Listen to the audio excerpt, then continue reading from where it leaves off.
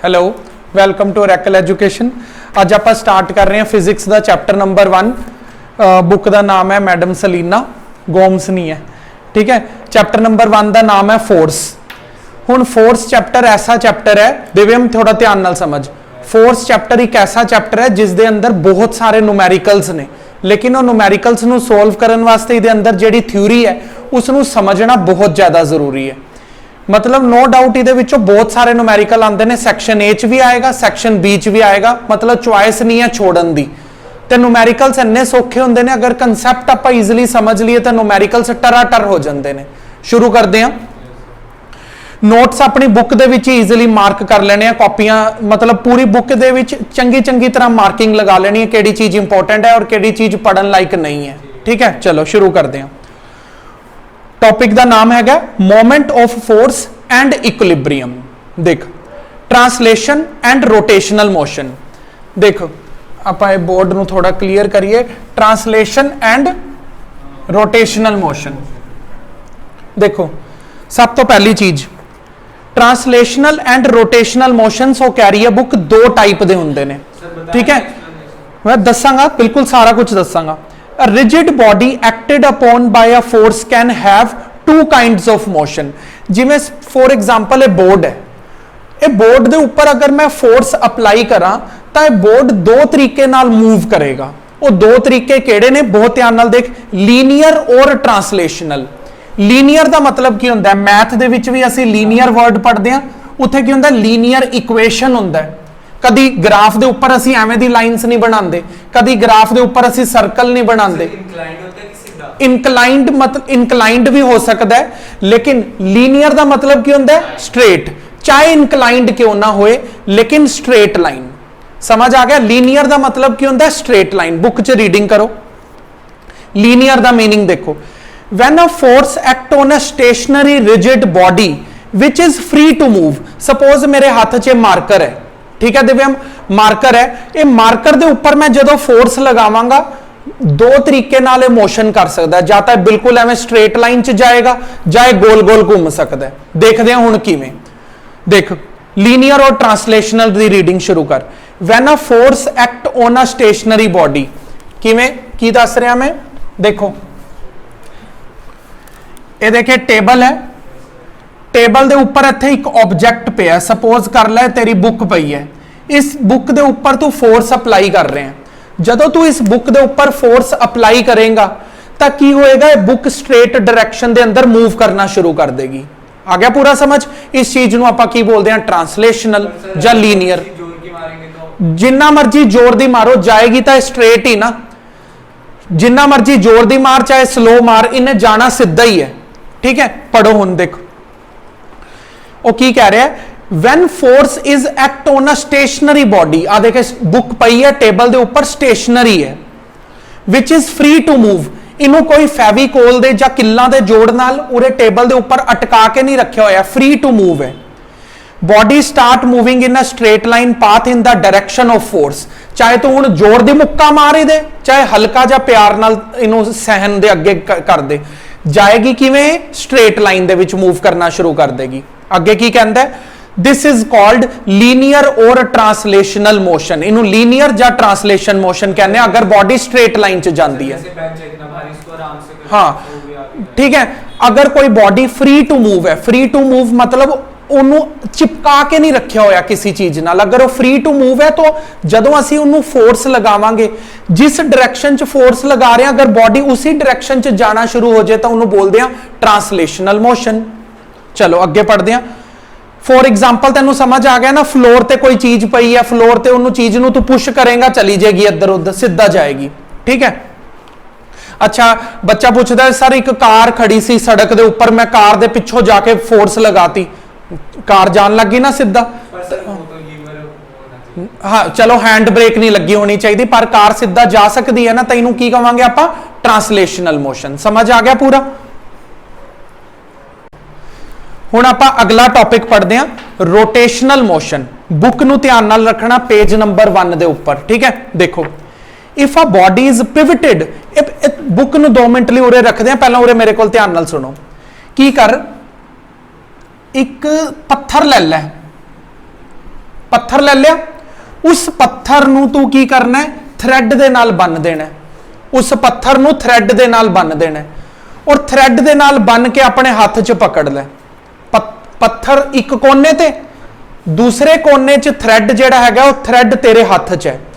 घुमा, छोटे बच्चे खेलते हैं ना एवें, मतलब हुण जदों तू की कहंदे पत्थर नू एक थ्रैड दे दूसरे कोने ते और थ्रैड दा दूसरा कोना तेरे हाथ ते, आ गया समझ। हुण जदों तू एवें घुमाएगा, जदों पत्थर ते फोर्स लगा, मतलब तू अपने वालों एवें लगाएगा, वो पत्थर तेरे हाथ दे आसे पासे गोल गोल घूमना शुरू कर देगा। मतलब की है, जदों कोई बॉडी पिवटेड होंदी है, पिवटेड मतलब एक पॉइंट दे ऊपर फिक्स है, हाथ फिक्स तो है नहीं नहीं, मतलब जेड़ा थ्रेड है, थ्रेड दा एक पॉइंट की है तेरे हाथ दे विच फिक्स है, थ्रेड फ्री टू मूव नहीं है, और दूसरा पॉइंट फ्री टू मूव है। बॉडी का एक पॉइंट फिक्स है और दूसरा पॉइंट फिक्स नहीं है, इनू बोलते हैं पिवटेड। अच्छा मैं तुहानू एक होर एग्जांपल देना, ध्यान नाल सुन। हुण मैं कैमरा तो घुमा नहीं सकता, तुसीं भी सुनो। तुसीं दरवाजे नू देखो, जेड़ा अपना डोर है, तुसीं भी कैमरे च बैठ के अपने दरवाजे नू देखो, दरवाजे का एक साइड पिवटेड है, उहदियां हिंजिस ने जेड़ियां वो फिक्स है, ते जेड़ा उहदा हैंडल है जिथे तू फोर्स लगाना है, ठीक है, तो दरवाजा गोल रोटेट कर सकता है ना कि नहीं। जदों कोई बॉडी पिवटेड होंदी है किसी पॉइंट के ऊपर, जब कोई बॉडी किसी पॉइंट के ऊपर पिवटेड होंदी है, तब pivoted condition they which body rotate करना शुरू कर देंदी है। इनू ही हुण आपां रीड करांगे। सर्कुलर भी कह सकते हैं, रोटेशन और सर्कुलर इक्को ही गल है। चलो पढ़ो। If a body is pivoted at a point and force is applied on a body is suitable point, ठीक है। देख बॉडी नू पिवट करता, ये पिवट पॉइंट तेरे हाथ दे अंदर है, ते फोर्स अप्लाई करना स्टार्ट करता, body rotate about the axis through the pivoted point, तो बॉडी रोटेट करना शुरू कर देगी। मतलब आ देख, ये पिवटेड पॉइंट है, ये हो गया थ्रेड। जदों इत्थे पिवटेड पॉइंट तो इस जगह तो फोर्स लगना जदों स्टार्ट होएगी, इस जगह तो जदों फोर्स लगना स्टार्ट होएगी, तब बॉडी एवें सर्कुलर पॉइंट दे विच मूव करना स्टार्ट कर देगी। अगर फोर्स तू इस साइड तो लगाएगा तो बॉडी इस साइड ते घूमना शुरू कर देगी। मतलब तू ये याद करना है, पिवटेड केस दे अंदर फोर्स लगान ते बॉडी सर्कुलर डायरेक्शन दे अंदर ही जाएगी हमेशा। आ गया समझ। एंटी क्लॉकवाइज अगर जाएगी, हाँ एंटी क्लॉकवाइज भी जा सकती है, क्लॉकवाइज भी जा सकती है, डिपेंड करता है तेरी फोर्स किस डायरेक्शन च लग रही हो, तो तेरे ते डिपेंड करता है ना, तू पत्थर नू इस डायरेक्शन च घुमाना चाहता है कि इस डायरेक्शन च घुमा, तू तेरा हाथ है जिधर मर्जी घुमा ले, ठीक है। अगे चलते हैं।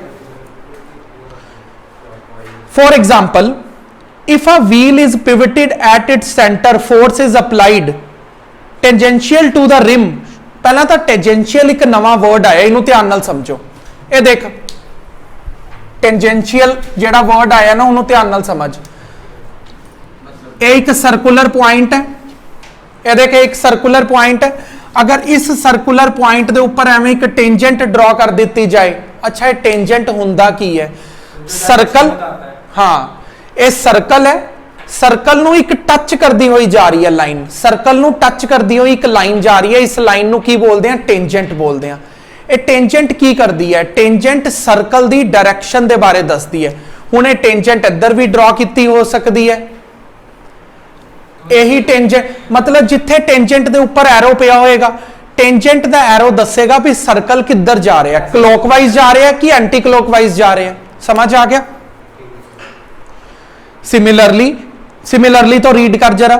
Similarly when a force is applied normally on a handle of a door, जदों डोर दे हैंडल दे ऊपर असी फोर्स अप्लाई करते हैं, डोर का दूसरा पासा की है? पिवटेड है। तो सर ये नहीं पिवटेड? यार देख ये डोर है, ये आ सीगा तेरा डोर, आ उरे उरे की है? हिंजेस लगियां हुई ने, उरे उरे हिंजेस लगियां हुई ने, और उरे हैंडल है। इस जगह ते डोर की है? पिवटेड है।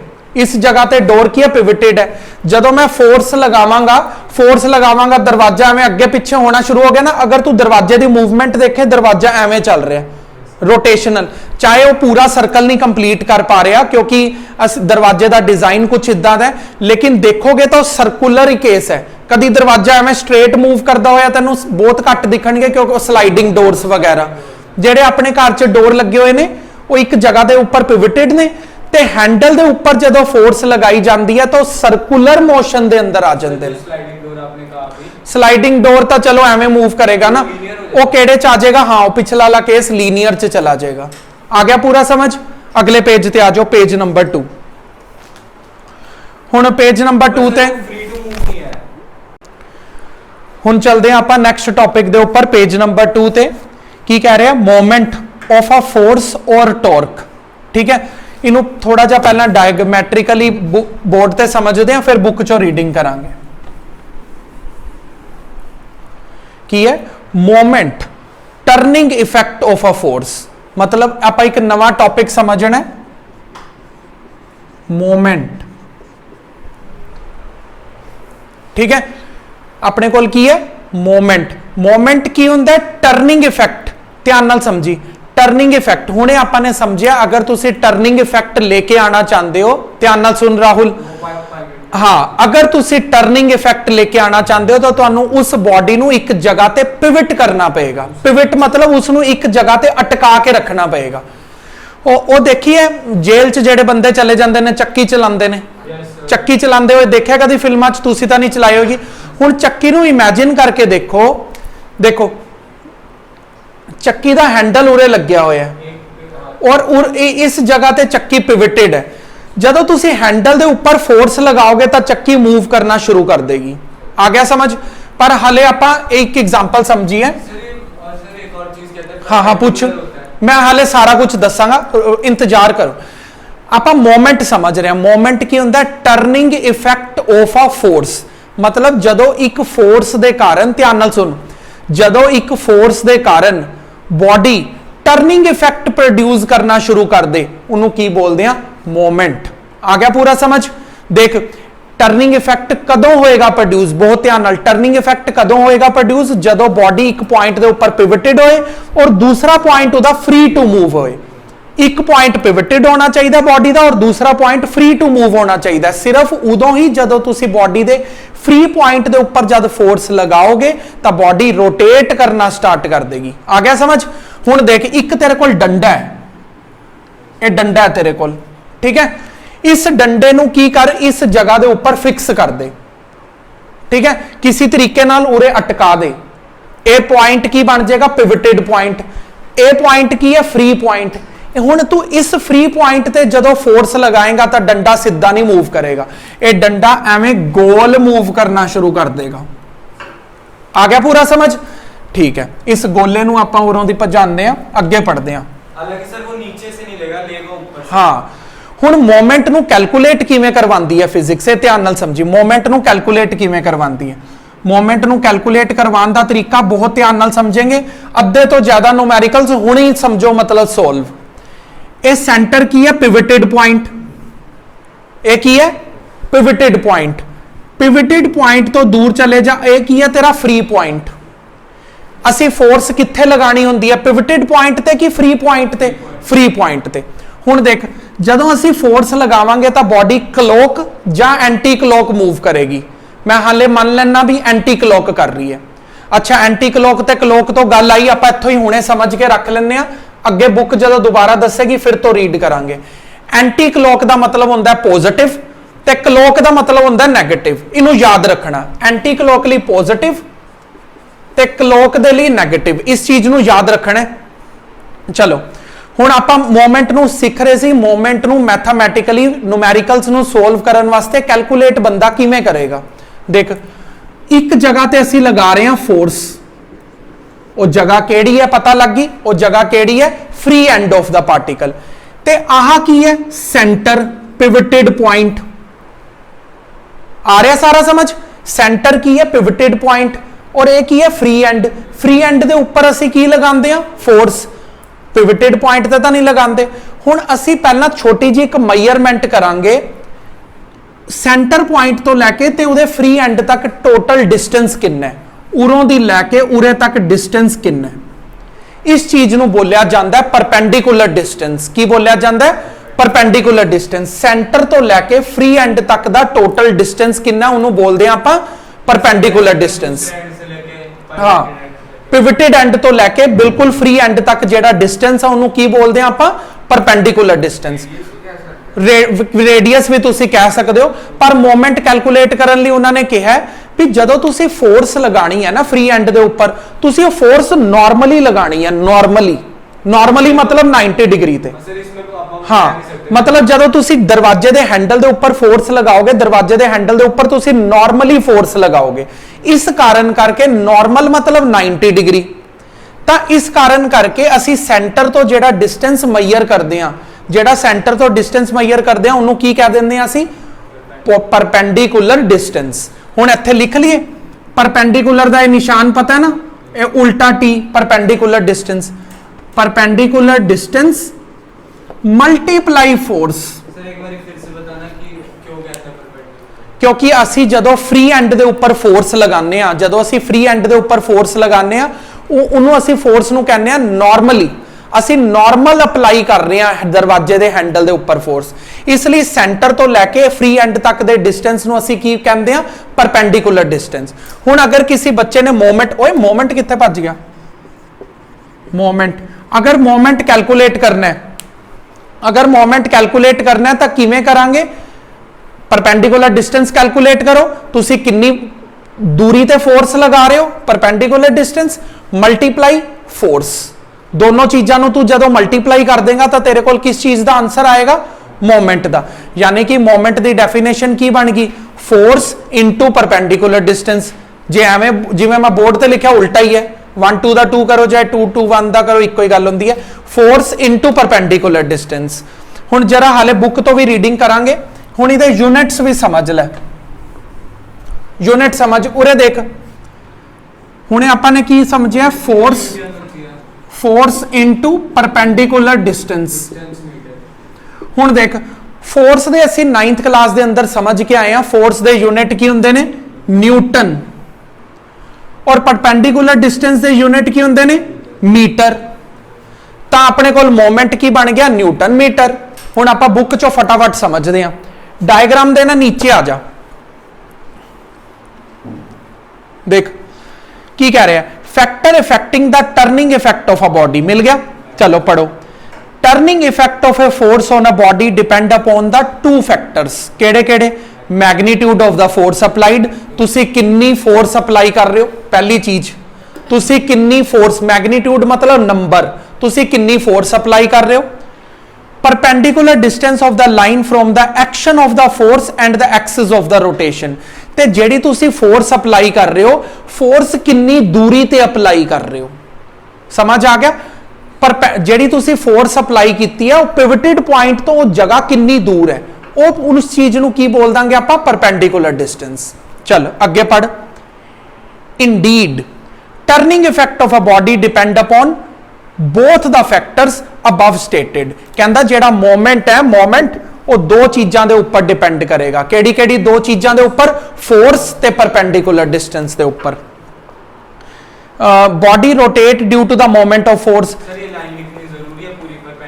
हाँ ये लाइन हमेशा पूरी लिखनी जरूरी है अगर किसी बच्चे ने मोमेंट कैलकुलेट करना है तो किवें करेगा फोर्स ते परपेंडिकुलर डिस्टेंस नू मल्टीप्लाई करके ठीक है अगे पढ़ो हुण नीचे एक ब्लू कलर का बॉक्स है उन्होंने ध्यान नाल पढ़ turning effect of a body about the axis is due to the moment यानी कि अगर बॉडी रोटेट कर रही है ठीक है ना पल्लवी राहुल ध्यान नाल समझ ठीक है अगर बॉडी हसना नहीं अगर बॉडी रोटेट कर रही है तो रोटेट क्यों कर रही होगी मोमेंट ऑफ फोर्स के कारण ते मोमेंट नूं असीं turning effect of the force भी बोलते हैं मतलब अगर बॉडी रोटेट कर रही है तो रोटेट क्यों कर रही होगी उदा एक पॉइंट फिक्स है तो दूसरे पॉइंट ते तुसी फोर्स लगा रहे हो मूवमेंट ऑफ फोर्स का इसका मतलब यही होता है परपेंडिकुलर इनटू हुण आपां पढ़दे हां देखो वो कह रहे हैं मेजरमेंट ऑफ द मेजरमेंट तो असीं शुरुआत दे अंदर ही सीख के बैठे हुए हैं मोमेंट नूं कैलकुलेट किवें करदा है बच्चा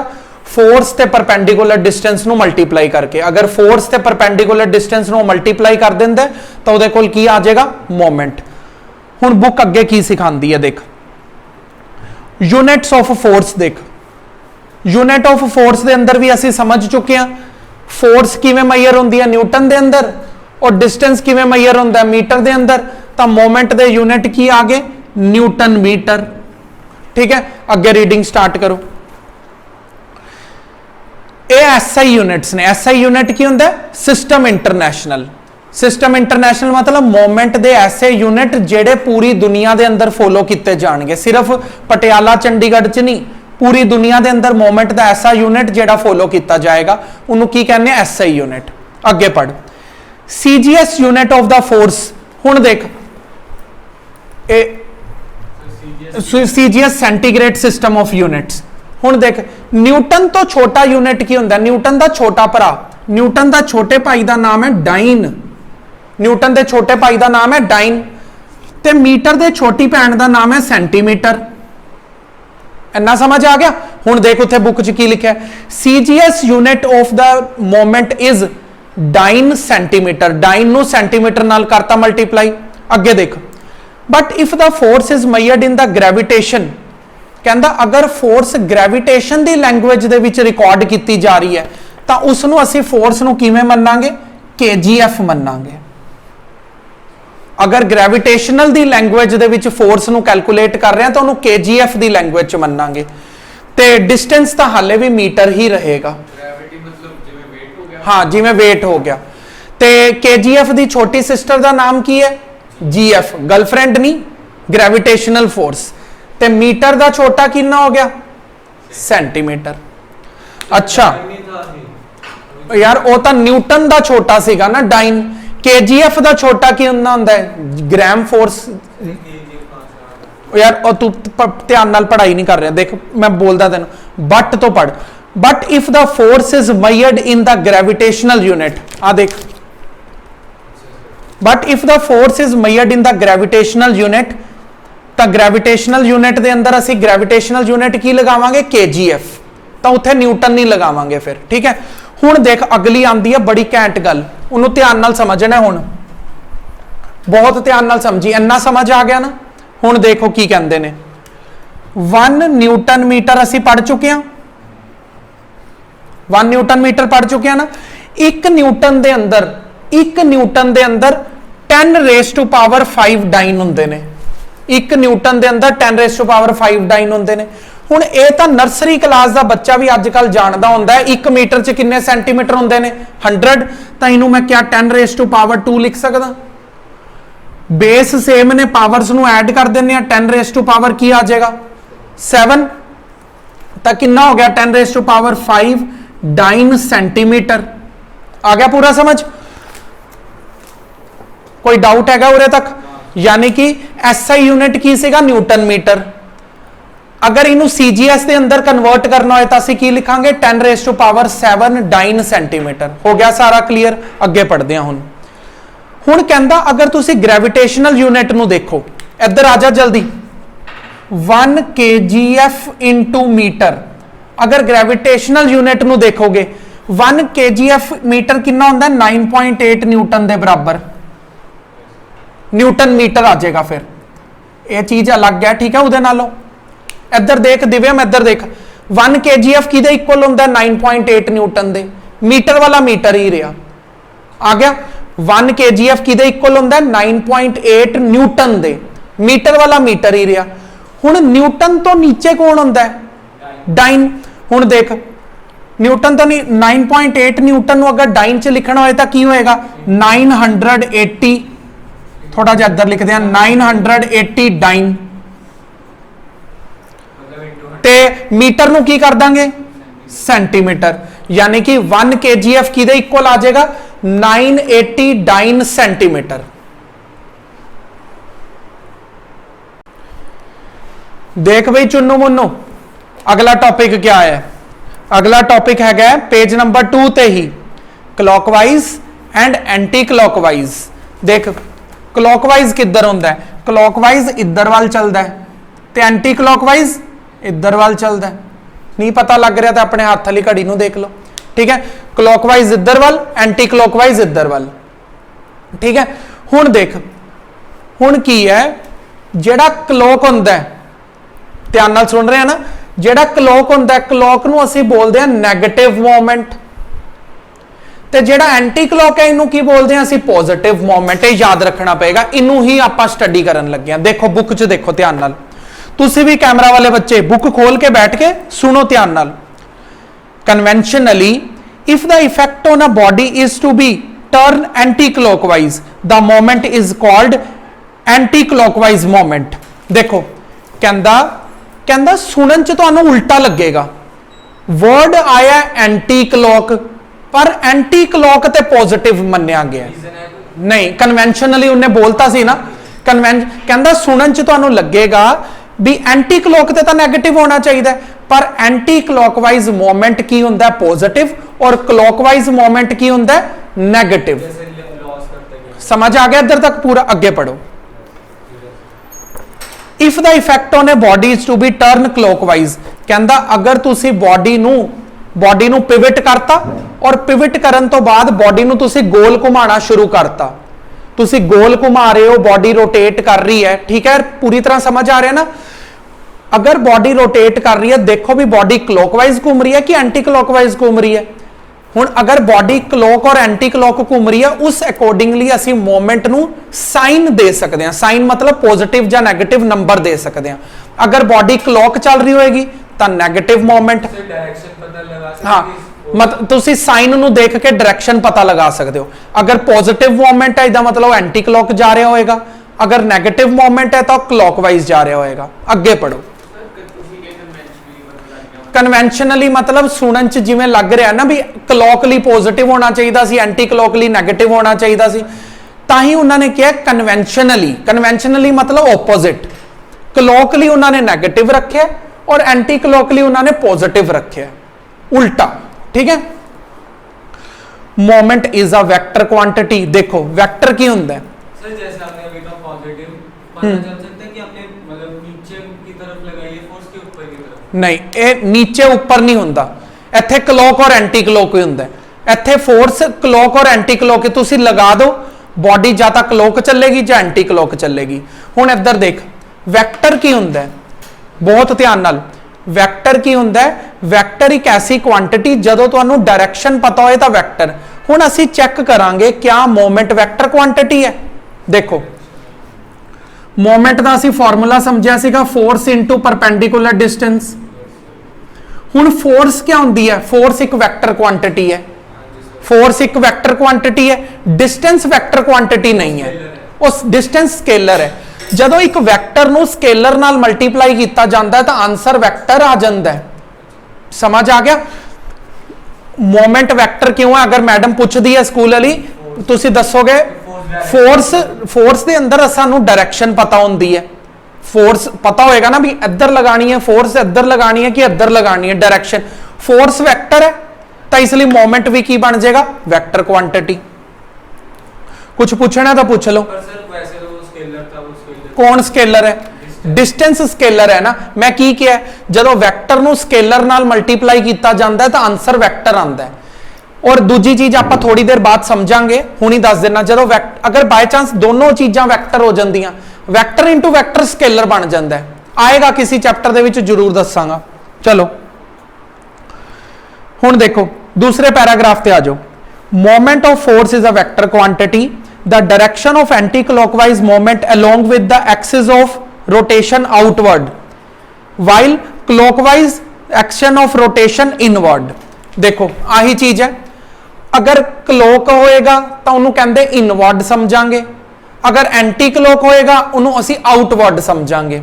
मतलब पॉजिटिव नेगेटिव तो बाद भाई साहब एक दूसरी गल सुना रहे ने अगर क्लॉक होएगा तो उन्होंने अंदर वाले पासे मन्नांगे एंटी क्लॉक होएगा तो उन्होंने बाहर वाले पासे मन्नांगे। मतलब फोर्स बाहर वाले पासे वाल लग रही है क्लॉक होएगा तो अंदर वाले पासे वाल लग रही है बस इन्ने की चीज है।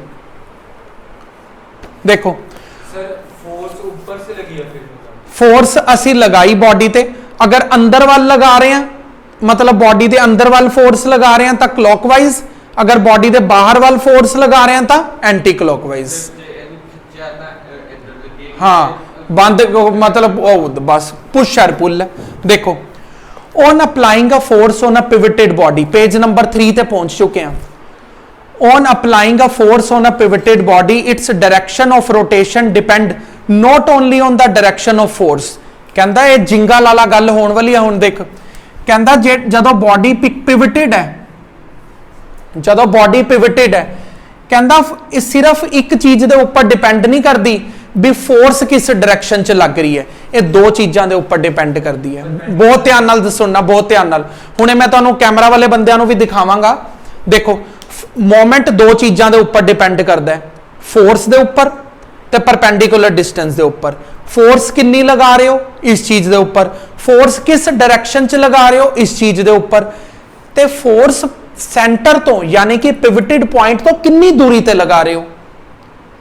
समझ आया? केड़ी-केड़ी चीज़ों के उपर डिपेंड करता है, तुसी कितनी फोर्स लगाई, किस डायरेक्शन के अंदर लगाई और सेंटर तो कितनी दूरी ते लगाई। हुण मेरी गल नूं ध्यान नाल सुणनी। मोमेंट कहता है अगर तुसी सेंटर के नीयर नेड़े नेड़े फोर्स लगाती तो तुहानूं ज्यादा फोर्स लगानी पएगी उस चीज़ नूं करन दे लई। मैं तुहानूं एग्जाम्पल च दिखाना। हुण सारे तुसी की कहंदे इस एग्जाम्पल वाल देखो, ये उरे हैगा पिवटेड पॉइंट ते हैंडल उरे है ना। ये हैगा पिवटेड पॉइंट ते हैंडल उरे है। वो मिस्त्री ने हैंडल उरे ही क्यों लगाया, उरे क्यों नहीं लगाया, उरे क्यों नहीं लगाया, उरे क्यों नहीं लगाया। देखो बहुत ध्यान नाल देखो, ये हैंडल नूं पिवटेड पॉइंट की दूरी ते लगाया, पिवटेड पॉइंट तो सब तो दूर लगाया। जिन्ना पिवटेड पॉइंट तो दूर जाके फोर्स लगाओगे तुसी एक उंगल नाल दरवाजा खोल सकते हो। ये दरवाजे का भार पता बहुत ज्यादा है, लेकिन जदों तुसी पिवटेड पॉइंट तो बहुत दूरी ते फोर्स लगाते हो तो तुहानूं फोर्स घट लगानी पैंदी है। मान लो सपोज कर लो हैंडल उरे लगाता, अगर हैंडल उरे लगाया होंदा हुण इहदा पिवटेड पॉइंट तो डिस्टेंस घट गया तो तुहानूं इस जगह ते फोर्स ज्यादा लगानी पैनी सी दरवाजे नूं ओपन करन लई। हाँ समझ आ गया ना। मतलब तुसी पिवटेड पॉइंट तो जिन्ना दूर जाके फोर्स लगाओगे उन्ना तुहानूं घट फोर्स लगानी पएगी। अगर पिवटेड पॉइंट दे नियर बैठ के फोर्स लगाओगे तो तुहानूं फोर्स ज्यादा लगानी पएगी। चलदे हां बोर्ड ते। हुण अगे आ जाओ, इत्थे अपने कोल दो एग्जांपल्स ने ते कुछ कॉमन एग्जांपल्स ने अज वाली वीडियो दे अंदर कवर करांगे, फिर अगे आपां तुहानूं कल मिलांगे। देखो फटाफट एग्जांपल्स नूं बहुत ध्यान नाल देखना है। तुहानूं मैं जिहड़ी डोर वाली एग्जांपल दिखाई है, देखो बुक ने भी साडी नकल कर ली, बुक ने भी नाल दी नाल डोर छापता, देख लो। ठीक है, चलो पहली वाली पढ़ो तुसीं। कहंदा एक डिस्क है, बोर्ड ते भी बनांदे आं आपां। देखो एक डिस्क हैगी है, इधर लगाई फोर्स। देखो ध्यान नाल समझना, बहुत ध्यान नाल समझना। एक क्लॉक और एंटी क्लॉक समझ आ गया ना, अद्धे न्यूमेरिकल दीयां गलतियां तो एवें सुधर जाणगियां अगर क्लॉक और एंटी क्लॉक समझ आ गया।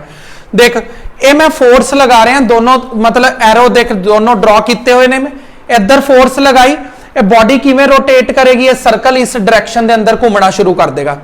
बहुत ध्यान नाल देखो, मैं फोर्स लगावांगा तो सर्कल एवें जा रहा है, एवें इस तरफ जा रहा है। जे मैं इधर लगावांगा तो एक इधर नीचे वाल आ रहा है ना। देखो कितना फर्क है, समझ आ रहा है तुहानूं फर्क। जदों एरो इधर मतलब ये फोर्स दा एरो है, फोर्स दा जदों मैं फोर्स लगाई और ये सर्कल इस तरीके नाल ये इधर जा रहा है, आ गया समझ। और जदों मैं इधर लगाया तो इधर आ रहा है। हुण ये केड़ा हो गया, क्लॉक की एंटी क्लॉक? बिल्कुल ठीक है, क्लॉक। क्लॉक क्योंकि क्लॉक इधर वाल चलती है और ए की हो गया एंटी क्लॉक। समझ आ गया। मतलब फोर्स दा एरो ही डिसाइड करके दे दिंदा है भी क्लॉक लग रहा है कि एंटी क्लॉक लग रहा है। आ गया पूरा समझ। अगे पढ़ो फिर। कहंदा डायरेक्शन नू, फोर्स दी डायरेक्शन नू चेंज करन नाल ही क्लॉक और एंटी क्लॉक बन जाता है। ठीक है। हुण तुसी क्लॉक नू की दवोगे, क्लॉक नू दवोगे तुसी नेगेटिव साइन और एंटी क्लॉक नू की दवोगे, पॉजिटिव साइन। डन है। चलो फिर अगे कहंदा हुण कुछ कॉमन एग्जांपल्स आपां डिस्कस करांगे। मैं तुहानूं वीडियो वाले बच्चों नूं भी कह रहा और तुहानूं भी कह रहा। ये एग्जांपल्स मैं तुहानूं बोल रहा क्योंकि मैं बहुत बार पढ़िया हुई ने, 10 साल हो गए मैनूं एग्जांपल्स पढ़दे, मैनूं पता है इस पैराग्राफ के अंदर की लिखिया पे। मेरे एग्जाम्पल दे समझाण तो बाद तुसी ये एग्जाम्पल्स बैठ के खुद रीड करनियां ने। और कैमरे वाले बच्चे की करनगे, कमेंट सैक्शन दे विच अपने डाउट पुछणगे, तुसी ऑन द स्पॉट पुछोगे। चलो देखो, सब तो पहली एग्जाम्पल तो बुक वालियां ने साडी नकल की, जां कह लो मैं बुक वालियां दी नकल की। डोर वाली एग्जाम्पल मैं तुहानूं एक्सप्लेन कर चुकिया। ठीक है। आपां आंदे हां सीधा दूजी एग्जाम्पल ते। अपर सर्कुलर स्टोन, आपां गल कीती सी जेल दे कैदी दी। जेल दा कैदी नू जेलर ने की दिता, आला कणक और आटा पीस इस चक्की दे अंदर, है ना। हुण जदों चक्की चलदी है, तुसीं देखी तो होई है ना दिव्यम चक्की, कित्थे देखी है तू चक्की? सर इतनी सारी सीरीज? सर एक हिंदी सीरीज थी फैमिली मैन में। अच्छा, देख उरे हैंडल लग्या होया है। हाँ सर वो पंजाबी में वो इतनी सारी। हाँ चल, एक की कहंदे अमृतसर च है साडा पिंड, उत्थे लोकी बैठ के चक्कियां घुमाते ने। हाँ चलो देखो हुण मेरे तो जैसे भी चक्की बनी है, फीलिंग चक्को पूरी। हुण देख ये हुए हैंडल लग्या पे, हैंडल कित्थे लग्या होएगा? हैंडल हमेशा चक्की दे बिल्कुल एंड वाले पॉइंट ते लगाया पे वो कुछ। हाँ हैंडल पिवटेड पॉइंट तो बिल्कुल एंड ते, जिथे सर्कुलर स्टोन बिल्कुल खत्म हो जाएगा उत्थे लगाया पे। ये गल नूं याद करना, जान मुझ के दूर लगाया हुंदा है ताकि सानू फोर्स घट लगानी पए।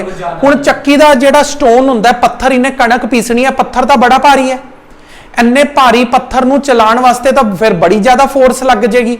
इस कारण करके फोर्स घट लगानी पए। एक मरियल कैदी भी इस चक्की नूं चला ले, इस करके हैंडल नूं सेंटर तो दूर लगाया गया। आ गया समझ? चलो फिर अगे कहंदा कार दा स्टीयरिंग व्हील तां तुसीं देखिया ही होएगा। कहंदा ये देखो ये स्टीयरिंग व्हील बनाता जी मैं, ठीक है। थोड़ी कार भी आपां वधिया ले लैने आ, महंगी वाली। महंगी वाली कार केड़ी हुंदी है? बहुत महंगी वाली कार देखिए केड़ी हुंदी है? बहुत महंगी वाली कार BMW यार, बहुत महंगी वाली, ठीक है देखी नहीं तू महंगी वाली कार?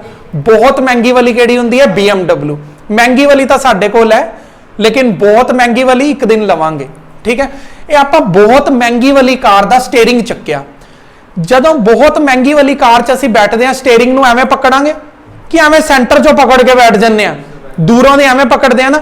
जेड़े तुहाडे हत्थ ने, स्टीयरिंग व्हील है तो एक पॉइंट के उपर पिवटेड होएगा। जेड़े तुहाडे हत्थ ने वो कॉर्नर्स ते हुंदे ने, कॉर्नर्स ते हुंदे ने ताकि तुसीं एक उंगल दे नाल स्टीयरिंग घुमा सको, तुहानूं घट तो घट फोर्स लगानी पए। आ गया सारा समझ? दो फोर्सेस बहुत वधिया क्वेश्चन है, कल वाली वीडियो के अंदर कवर होएगा। इनू कहने कपल, कपल वो बारांदरी वाले कपल्स नहीं, ये दूजे कपल ने। इत्थे की कहंदे आपां दूजे कपल्स के बारे क्लास तो बाहर गल करांगे। इत्थे साइंस के कपल्स अलग ने। जेड़ा तू हुणे पुछया ना, एक इधर भी फोर्स है एक इधर भी फोर्स है, आने वाली वीडियोस के अंदर कवर होएगा। एवें कपल ओपोजिट चलते हैं, पर हाले असी सिर्फ मोमेंट की गल कर रहे हैं। जदों असी फोर्स लगाइए और बॉडी क्लॉक या एंटी क्लॉक घूमना शुरू कर दे, कपल की गल करांगे कल। देखो हुण देखो, कोई गल नहीं, समझ नहीं आया आप कल कपल जदों समझांगे ना, उदों तैनूं ज्यादा समझ आ जाएगा। अज तू इन्ना समझ बस, जदों असी बॉडी नूं रोटेट करवाना है तो पिवटेड पॉइंट तो जे दूर जाके फोर्स लगावांगे तो सानूं फोर्स घट लगानी पएगी। कहंदा बाईसाइकिल दा जेड़ा व्हील है, कहंदा जेड़ा वो हुंदा है जिहदे उपर चेन लगी हुंदी है, एवें चेन लगी हुंदी। कहंदा जेड़ा पैडल है, पैडल नूं थोड़ी जी दूरी ते दिता जांदा है। ये उरे पैडल बनाता। हाँ तुसीं ये देखो अपनी डायग्राम दे विच, ठीक है। हुण पैडल है जेड़ा, देख पिवटेड पॉइंट कित्थे है और फोर्स लगाण वाली जगह कित्थे है। दे लगान नूं फोर्स असी उरे भी लगा सकते सी इस जगह ते, पर होर जान के दूर कर दिता गया। हो जान के दूर कर दिता गया। क्यों दूर कर दिता गया राहुल, तू दसेगा? ताकि सेंटर तो जिन्ना दूर जाके फोर्स लगाओगे उन्ना तुहानूं फोर्स घट लगानी पएगी बॉडी नूं रोटेशन च लेके आने वास्ते। हाँ ठीक है, चलो होर की करते हैं आपां। हाँ तुसी बस यार जिन्नियां भी एग्जांपल्स ने ना, सारियां एग्जांपल ये समझाना चाहदियां ने, more the perpendicular distance from the pivoted point तुहाडी जान घट लगेगी। हुण तुसी मेरी ये गल सुनो, ये ऐसी चीज देखी है तुसी, रेंच मेरे तो बनना नहीं है, जिन्हों पंजाबी दे विच कहंदे आ चाबी, मतलब पेच को खोलण वाला। देखो यार उरों दी देखो, कैमरे वाले बच्चे उरों दी देख लो, ठीक है। मतलब एक नट नूं खोलण वास्ते एक चाबी चाहिदी हुंदी है, जिन्हों बोलते हैं। हुण देखो ये चाबी दा जिहड़ा हैंडल है, ये हैंडल नूं कितना लंबा दिता गया है, हैंडल नूं कितना लंबा दिता गया। हुण इस जगह ते की हो जाएगा, पिवट हो जाएगा। इस जगह ते पिवट हो गया। पिवट पॉइंट तो हैंडल देखो कितना लंबा हैंडल, पिवट नट है। नट की जगह ते वो चाबी फस जाएगी, ਤੇ ਹੈਂਡਲ ਜੇ ਉਹ ਕੰਪਨੀ ਛੋਟਾ ਜਿਹਾ ਹੈਂਡਲ ਦੇ ਦੇ, ਯਾਰ ਪੇਚ ਤਾਂ ਫਿਰ ਤੁਸੀਂ ਐਵੇਂ ਬਿਨਾਂ ਚਾਬੀ ਤੋਂ ਹੀ ਖੋਲ ਸਕਦੇ ਸੀ, ਤੁਹਾਨੂੰ ਫੋਰਸ ਘੱਟ ਲਗਾਣੀ ਪਏ ਔਰ ਮਤਲਬ ਕੀ ਹੈ ਪੇਚ ਵੀ ਖੁੱਲ ਜੇ, ਤਾਂ ਹੈਂਡਲ ਲੰਬਾ ਦਿੱਤਾ ਉਹਨਾਂ ਨੇ ਤਾਂ ਕਿ ਫੋਰਸ ਘੱਟ ਲਗਾਣੀ ਪਏ ਤੇ ਇਹ ਨਟ ਖੁੱਲ ਜੇ। ਸਮਝ ਆ ਗਿਆ? ਤਾਂ ਇੱਕ ਹੁੰਦਾ ਜੈਕ ਐਂਡ ਸਕਰੂ, ਮਤਲਬ ਕੀ ਹੈ ਵੀ ਕੀ ਕਹਿੰਦੇ ਟਾਇਰ ਅਗਰ ਗੱਡੀ ਦਾ ਪੈਂਚਰ ਹੋ ਜੇ ਤਾਂ ਗੱਡੀ ਨੂੰ ਚੱਕਣ ਵਾਸਤੇ, ਹੁਣ ਗੱਡੀ ਨੂੰ ਚੱਕਣ ਵਾਸਤੇ ਅਗਰ ਤੁਸੀਂ ਬਾਜ਼ਾਰ 'ਚ ਗਏ ਹੋਵੋਗੇ ਪੈਂਚਰ ਲਗਵਾਉਣ ਵਾਸਤੇ, ਉਹ ਮਤਲਬ ਮਰੀਅਲ ਜਿਹਾ ਬੰਦਾ ਹੁੰਦਾ ਤੇ ਕੀ ਕਹਿੰਦੇ ਘੁਮਾਉਂਦਾ ਗੱਡੀ ਚੱਕੀ ਜਾਂਦੀ ਹੈ, ਮਤਲਬ ਇੰਨੀ ਗੱਡੀ ਚੱਕੀ ਜਾਂਦੀ ਹੈ ਇੱਕ ਮਰੀਅਲ ਜਿਹੇ ਬੰਦੇ ਦੇ ਘੁਮਾਉਣ ਨਾਲ। ਉਹ ਕੀ ਹੁੰਦਾ ਪਿਵਟਡ ਪੁਆਇੰਟ ਤੋਂ ਬੜੀ ਦੂਰ ਜਾ ਕੇ ਫੋਰਸ ਲਗਾਉਂਦਾ ਜੈਕ ਦੇ ਉੱਪਰ, ਜਦੋਂ ਪਿਵਟਡ ਪੁਆਇੰਟ ਤੋਂ ਬੜੀ ਦੂਰ ਜਾ ਕੇ ਫੋਰਸ ਲਗਾਉਂਦਾ ਤਾਂ ਬੜੀ ਘੱਟ ਫੋਰਸ ਲਗਾਣੀ ਪੈਂਦੀ ਹੈ। ਤਾਂ ਅੱਜ ਦੀ ਵੀਡੀਓ ਦੇ ਵਿੱਚ ਕਨਕਲੂਜਨ ਕੀ ਮਿਲਿਆ? ਮੋਮੈਂਟ ਕੀ ਕਰਦਾ ਹੈ? ਕਿਸੇ ਵੀ ਬਾਡੀ ਨੂੰ ਪਿਵਟਡ ਪੁਆਇੰਟ ਦੇ ਆਸੇ-ਪਾਸੇ ਰੋਟੇਟ ਕਰਵਾ ਸਕਦਾ ਹੈ, ਔਰ ਅਗਰ ਤੁਸੀਂ ਘੱਟ ਫੋਰਸ ਦੇ ਵਿੱਚ ਉਹਨੂੰ ਘੁਮਾਉਣਾ ਚਾਹੁੰਦੇ ਹੋ ਤਾਂ ਬਸ ਜੀ ਬਸ। ਥੈਂਕ ਯੂ, ਕੱਲ ਮਿਲਦੇ ਹਾਂ।